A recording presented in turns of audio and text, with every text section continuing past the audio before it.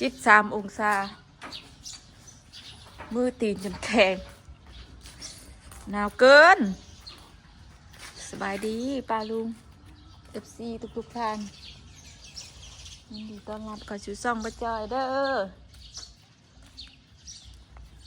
ไปใส่ลูกนะ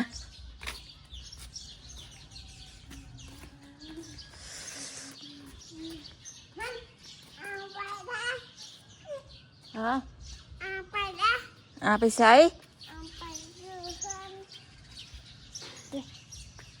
ยังบ่ทันได้หนุกครับลูกค้าเรามารอเลยนะเสะอีปุ้ย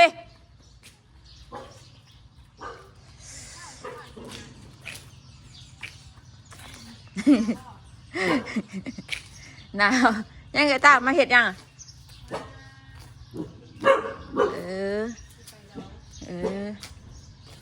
เจ๊ยังบ่ตื่นดิอีปุ้ยไปสอเสะมันเห่าตัวนะมันเห่าตาจีว่าตาถาม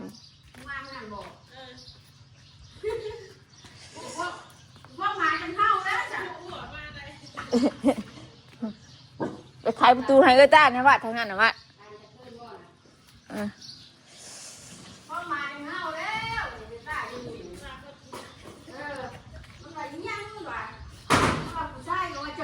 เปิดประตูให้ลูกค้าแม่ทางนั้นนั่น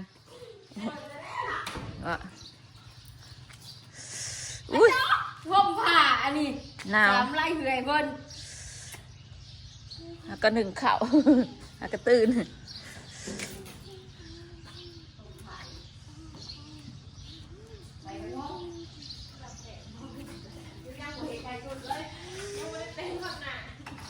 ก็มาแต่งอยู่พี่วะเนาะเฮ้ยรู้ว่าพิงแดดไว้มาเร็วตูดตึ้มนะฮะเฮ้ยอุ้ยไม่จอยสีแข็งอันนี้อุ้ย13 องศาว่าจริงเย็นจนว่านั่นมาไหนไว้ป้าไปอยู่ในเฮือนป้าหนาวป้ามาเร็วมา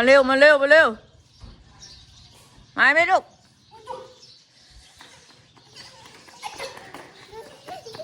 ใส่เสื้อแขนยาวก็ไปใส่ไม่ว่าอยู่โตนะปูเก่งเติบสิเนาะน้ำชาภูมิเก่งอีดีอุ่นกับบอไล่ได้กันนะอุ่นกับบอไล่ชำนาปานนี่ชาภูมินะกูดีแข่งข้าวของน้ำโนดแท้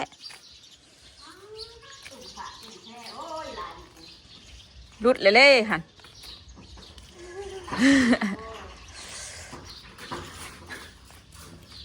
เอาเข้าไปยังไง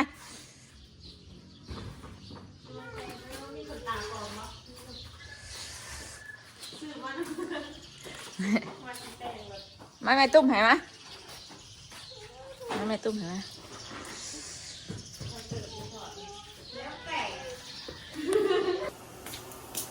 ฮะเสียงดังๆอูนะเสียงยังใส่หมวกลูกใส่หมวกตกได้มันหนาวนะเบิกไม่ใส่ให้นี่หนาวใช่หุดขึ้นชิบนะหุดได้ไหมหุดจัดขึ้นเลยหุดขึ้น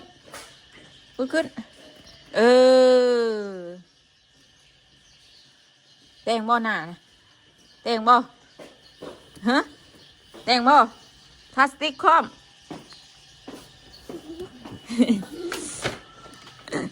นั่งน้องม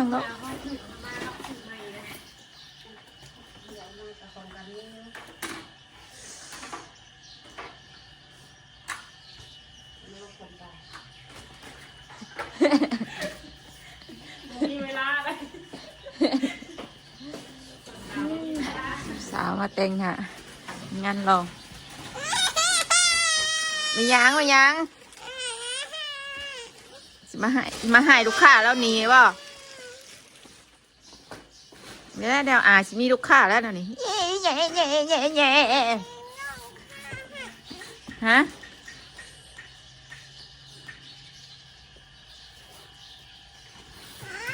อีหยังลูก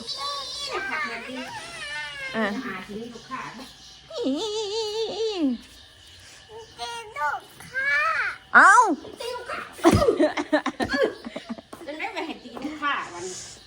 ตายคักป่านนี้ตายคักป่านนี้อ้าวมีลูกค้าแท้ๆป่านนี้เสียงยังบ้านเสียงยังตอกตอกตอกตอกนะฮะเสียงเกียดเสียงประตู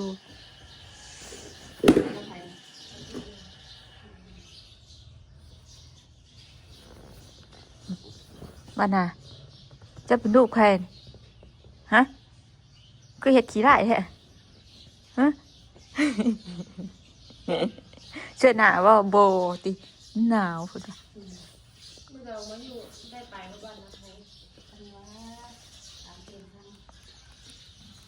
ว่าฮะ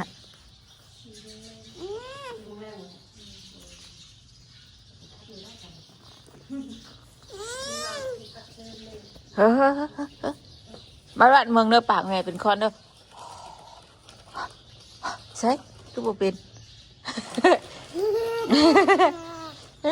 มันเย็นแห้งเป็นคอน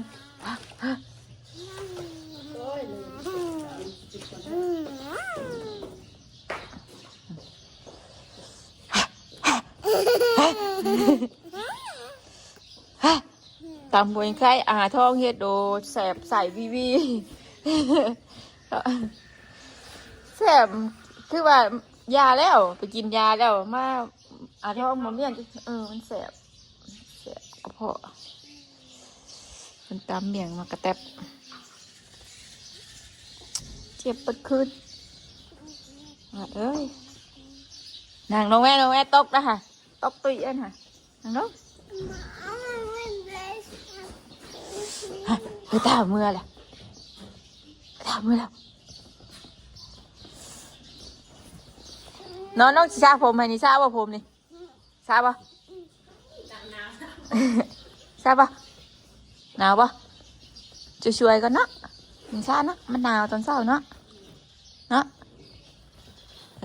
ใส่เมียนใส่ไว้อู้เก่ง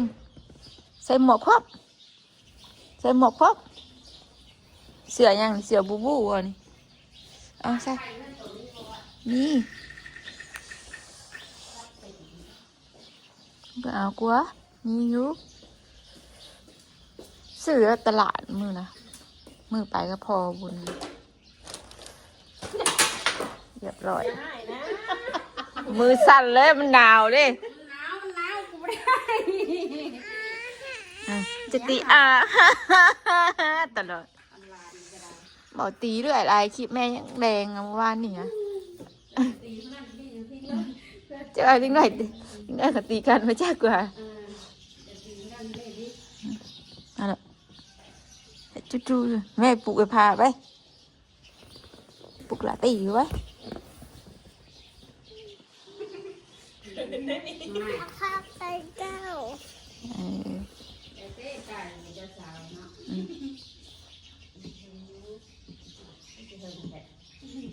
คือไปจับเถาแกน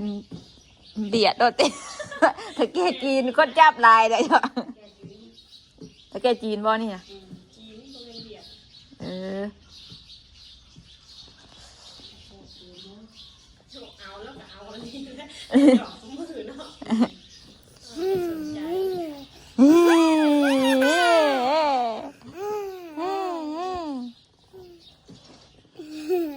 มานะ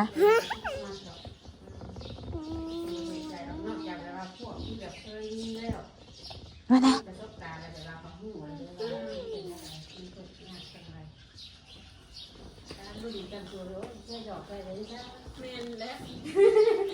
จ้าสัว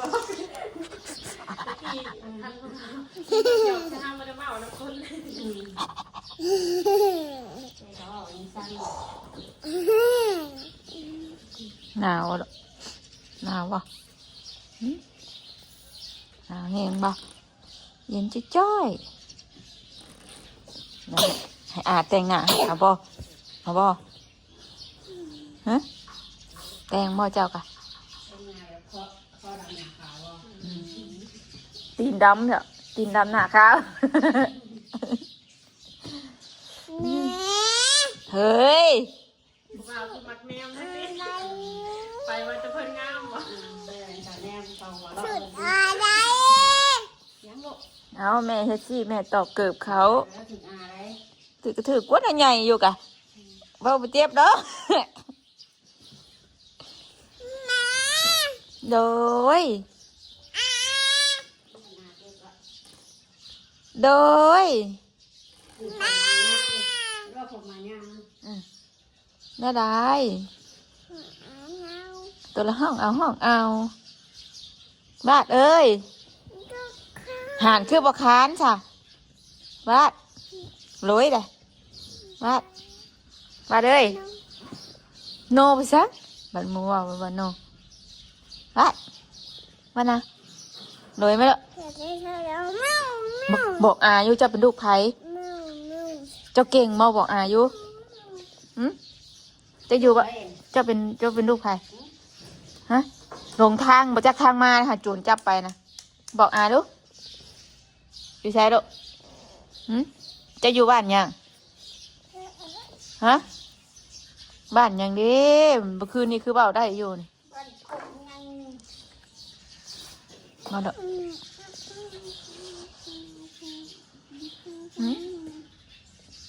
เย็นบ่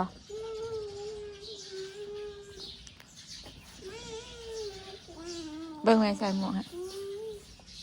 ไปเมื่อหัวเข่าฮะปะเมื่อไพ่บ่ใหม่เอาซะหน่อยเก่าเอ้ย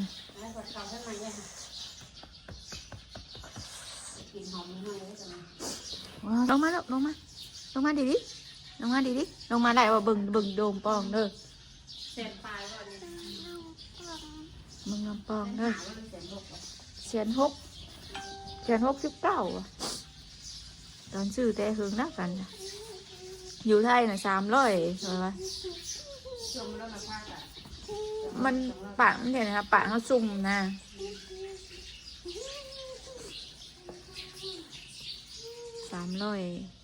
300เท่าไรบุ๊ลืมเลยซื้อแต่อยู่พุ่นละ399แล้วก็อันแล้วราคา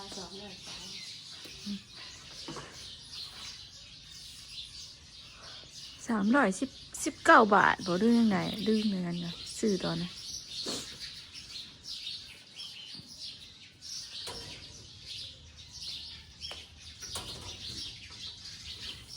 อย่าเห็ดของอานะเฮ้ยคือล่องแค่ตู้อานี่บ่มีสีเลยน้ำยายืดกับบ่มีวะอย่าเฮ็ดบอกว่าอย่าเฮ็ดลูกเอ้ยเอามาปีละชุดพ่อขายบอดี้เลยขายบอดี้นะว่าปีละชุดพ่อน่ะกูได้ไปเอาได้เอาเมื่อนั้นนะอันยังอันเดียวนะปีละชุดพ่อว่าคือบอกมาหลายๆเนี่ยเอามาปีละชุดพ่อดีหน่อยอยู่ไม่ได้เป็นแปลบหันแปลบหนีอยู่นี่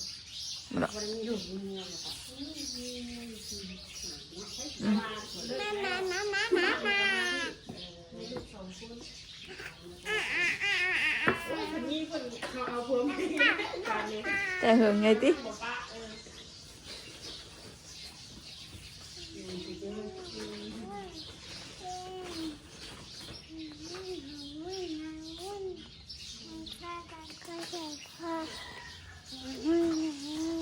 เบิ้งแม่สิถามสิหายมักชิบนี่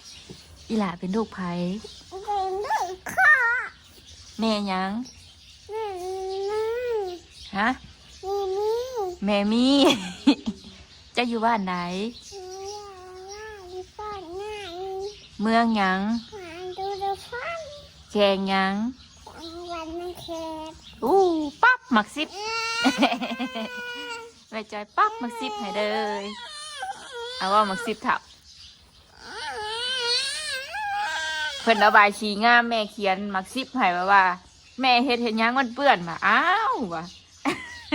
มันบ่ได้ออกได้แม่ว่ะแม่อุตส่าห์ให้หมักซิบว่ะ ให้หมักซิบมื้อนี้ลูกอยากกินข้าวกับหยังนี่บ่ลูกสิกินข้าวกับหยังตอบแม่อยู่แม่สิไปเฮ็ดนี่กินกับไข่บ่ต้มไข่บ่โอเคโอเคเดี๋ยวแม่ต้มให้ไปหน้าตู้บ่ทางไหนสิทำประดิษฐ์น้ำตู้เถาบ่เดือนเดือนบ่เดี๋ยวบ่เป็นยังอะเป็นยังไปบ่ประดิษฐ์เพื่อนปลาวัวบ่ไปบ่ไปหน้ามีตู้เฮาบ่จ้ะไปบ่บ่ไปอยู่เพื่อนบ่โอเคอยู่เพื่อนคืออยู่เพื่อนอยู่สออาบ่เวลาลูกค้าเรามาบ่สอเราบ่ติดลูกค้านี่ลูกค้าแล้วก็บ่มีเลยเห็นอันนี้มาละเฮ้ดิตบมาพ่อว่าสิมามื้อไหนฮะผู้บ่พ่อสิมามื้อใดมาละทางแม่ถามพ่อบุญวาดรอบ่เท่บ่ให้มักซิบบ่ไม่จอยงามบ่อาทองงามบ่ป้าหัวงามบ่ให้สิเห็ดนั่นอาทองงามบ่เบ้างามบ่แกงหัวซื้อเลยงามพางามบ่คุมได้จ้ะคุมงามบ่ไม่ตู้งามบ่ตู้เขาน่ะบ่งามโอ้ยเห็นไม่ตู้เสียใจแล้วนี่นะไม่สิบ่าวนั่นนี่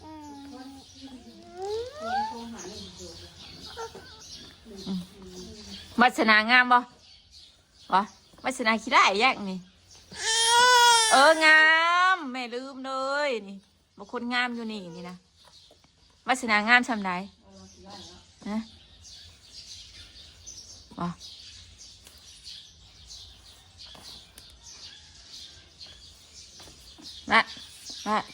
พอวาดก็พอไอทิศไพ่งามไพ่เทนะ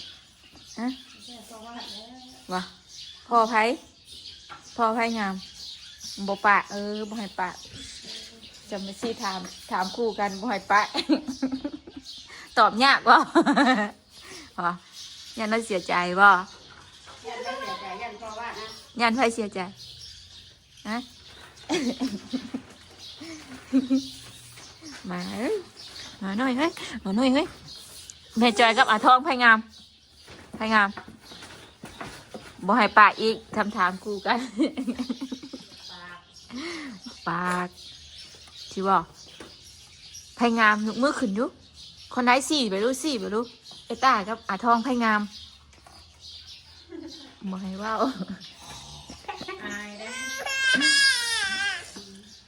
หมวยถามคู่กันนะเพื่อนบ่ตอบจะมาถามเธอละคนนะเพื่อนตอบอยู่ยันเขาเสียใจแล้ววะสาวจมูกเลยไปตาแล้วสิเป็นนางฟ้าเลยนี่สิงามเลยน่าจะเป็นเมียเท่าแก่จีนได้นี่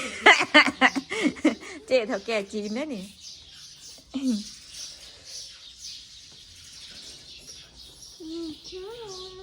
แม่เมื่อมึงเอาข่าวแล้วเสร็จแล้วเดี๋ยวลูกเด้อ